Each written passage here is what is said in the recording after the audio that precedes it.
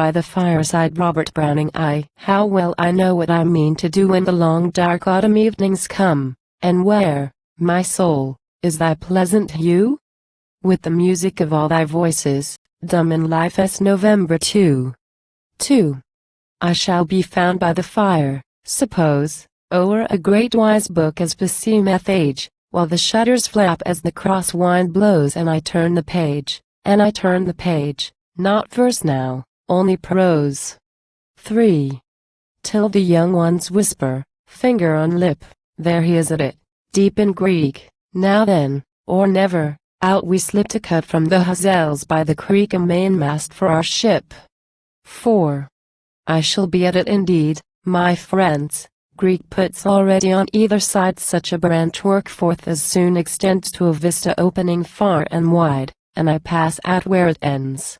The outside frame, like your hazel trees, but the inside archway widens fast, and a rarer sort succeeds to these, and we slope to Italy at last and youth, by green degrees. 6. I follow wherever I am led, knowing so well the leader's hand, O woman country, would not wed, loved all the more by earth's male lands, laid to their hearts instead. 7. Look at the ruined chapel again halfway up in the Alpine gorge. Is that a tower? I point you plain, or is it a mill, or an iron forge breaks solitude in vain? 8. A turn, and we stand in the heart of things, the woods are round us, heaped and dim. From slab to slab how it slips and springs, the thread of water single and slim, through the ravage some torrent brings. 9. Does it feed the little lake below? That speck of white just on its marge is Pella.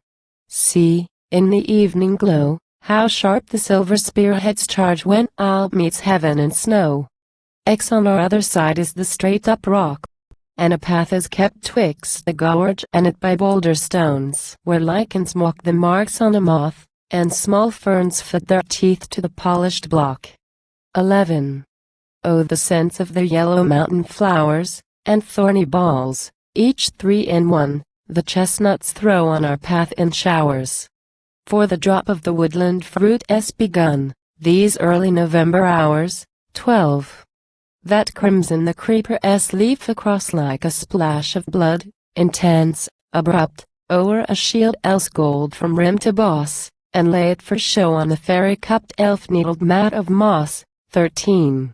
By the rose-flesh mushrooms, undivulged last evening, nay, into day's first dew on sudden coral nipple bulged, where freaks fawn-coloured flaky crew of toadstools peep indulged. 14. And yonder, at foot of the fronting ridge that takes the turn to a range beyond, is the chapel reached by the one-arched bridge where the water is stopped in a stagnant pond danced over by the midge. 15. The chapel and bridge are of stone alike, blackish gray and mostly wet. Cut hemp stalks steepen the narrow dike. See here again, how the lichens fret and the roots of the ivy strike. 16. Poor little place, where its one priest comes on a festa day, if he comes at all, to the dozen folk from their scattered homes, gathered within that precinct small by the dozen ways one room. 17. To drop from the charcoal burners' huts, or climb from the hemp dresser's low shed, leave the grange where the woodman stores his nuts, or the wattled cote where the fowlers spread their gear on the rock's bare juts. 18. It has some pretension too, this front, with its bit of fresco half moonwise set over the porch. Art as early wound, 'tis John in the desert, I surmise, but has borne the weather's brunt. 19. Not from the fault of the builder, though, for a penthouse properly projects where 3 carved beams make a certain show, dating, good thought of our architect as 5, 6, 9, he lets you know. XX. And all day long a bird sings there, and a stray sheep drinks at the pond at times. The place is silent and aware. It has had its scenes, its joys and crimes, but that is its own affair. 21. My perfect wife, my Leonore, O heart, my own, O eyes, mine too, Whom else could I dare look backward for? With whom beside should I dare pursue the path greyheads abhor? XXII. For it leads to a crag's sheer edge with them. Youth, flowery all the way, there stops not they. Age threatens and they condemn, till they reach the gulf wherein youth drops, 1 inch from life's safe hem. XXIII. With me, youth led. I will speak now, no longer watch you as you sit reading by firelight, that great brow and the spirit small hand propping it, mutely, my heart knows how XXIV. When, if I think but deep enough, you are wont to answer, prompt as rhyme. And you, too, find without rebuff or response your soul seeks many a time piercing its fine flesh stuff. XXV. My own, confirm me. If I tread this path back, is it not in pride to think how little I dreamed it led to an age so blessed that, by its side, youth seems the waste instead? XXVI. My own, see where the years conduct. At first, 'twas something our two souls should mix as misdo. Each is sucked and each now, on, the new stream rolls, whatever rocks obstruct. XXVII. Think, when our one soul understands the great word which makes all things new, when earth breaks up and heaven expands, how will the change strike me and you in the house not made with hands? XXVIII. Oh, I must feel your brain prompt mine, your heart anticipate my heart, you must be just before, in fine, see and make me see, for your part, new depths of the divine. XXIX. But who could have expected this when we two drew together first just for the obvious human bliss, to satisfy life's daily thirst with a thing men seldom miss? XXX. Come back with me to the first of all, let us lean and love it over again, let us now forget and now recall, break the rosary in a pearly rain, and gather what we let fall. XXXI. What did I say? That a small bird sings all day long, save when a brown pair of hawks from the wood float with wide wings strained to a bell, 'gainst noonday glare you count the streaks and rings. XXXII. But at afternoon or almost eve 'tis better.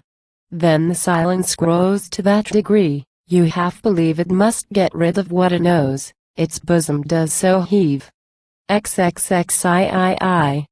Hither we walked then, side by side, arm in arm and cheek to cheek, and still I questioned or replied, while my heart, convulsed to really speak, lay choking in its pride. XXXIV. Silent the crumbling bridge we cross, and pity and praise the chapel sweet, and care about the fresco's loss, and wish for our souls alike retreat, and wonder at the moss. XXXV. Stoop and kneel on the settle under, look through the window's grated square, nothing to see. For fear of plunder, the cross is down and the altar bare, as if thieves daunty fear thunder. XXXVI. We stoop and look in through the grate, see the little porch and rustic door, read duly the dead builder's state. Then cross the bridge that we crossed before, take the path again, but wait. XXXVII. A moment, one and infinite. The water slips o'er stock and stone. The west is tender, hardly bright, how grey at once is the evening grown one star, its chrysolite. XXXVII. We two stood there with never a third, but each by each, as each knew well, the sights we saw and the sounds we heard, the lights and the shades made up a spell till the trouble grew and stirred. XXXIX. Oh, the little more, and how much it is. And the little less, and what worlds away. How a sound shall quicken content to bliss, or a breath suspend the blood's best play, and life be a proof of this. XL. Had she willed it, still had stood the screen so slight, so sure, twixt my love and her, I could fix her face with a guard between, and find her souls when friends confer, friends, lovers that might have been. XL. For my heart had a touch of the woodland time, wanting to sleep now over its best. Shake the whole tree in the summer prime, but bring to the last leaf no such test. Hold the last fast. Runs the rhyme. Xli. For a chance to make your little much, to gain a lover and lose a friend, venture the tree and a myriad such, when nothing ye mar but the year can mend, but a last leaf, fear to touch. Xli. Yet should it unfasten itself and fall eddying down till it find your face at some slight wind, best chance of all. Be your heart henceforth its dwelling place you tremble to forestall. Xlive. Worth how well, those dark grey eyes, that hair so dark and dear, how worth that a man should strive and agonize, and taste the veriest hell on earth for the hope of such a prize. Ziv. You might have turned and tried a man, set him a space to weary and wear, and prove which suited more your plan, his best if hope or his worst despair, yet end as he began. Xlvi. But you spared me this, like the heart you are, and filled my empty heart at a word. If two lives join, there is oft a scar, they are one in one, with a shadowy third. One near one is too far. Xlvi. A moment after, and hands unseen were hanging the night around us fast, but we knew that a bar was broken between life and life, we were mixed at last in spite of the mortal screen. Xlvi. The forests had done it. There they stood. We caught for a moment the powers at play, they had mingled us so, for once and good, their work was done, we might go or stay, their relapse to their ancient mood. Xlix. How the world is made for each of us. How all we perceive and know in it tends to some moment as product thus, when a soul declares itself, to wit, by its fruit, the thing it is be hate that fruit or love that fruit, it forwards the general deed of man, and each of the many helps to recruit the life of the race by a general plan. Each living his own, to boot. Li. I am named and known by that moment as feet. There took my station and degree. So grew my own small life complete, as nature obtained her best of me, one born to love you, sweet Li. And to watch you sink by the fireside now back again, as you mutely sit musing by firelight, that great brow and the spirit small hand propping it, yonder, my heart knows how. Li. So, earth has gained by one man the more, and the gain of earth must be heaven's gain too. And the whole is well worth thinking o'er when autumn comes, which I mean to do one day, as I said before.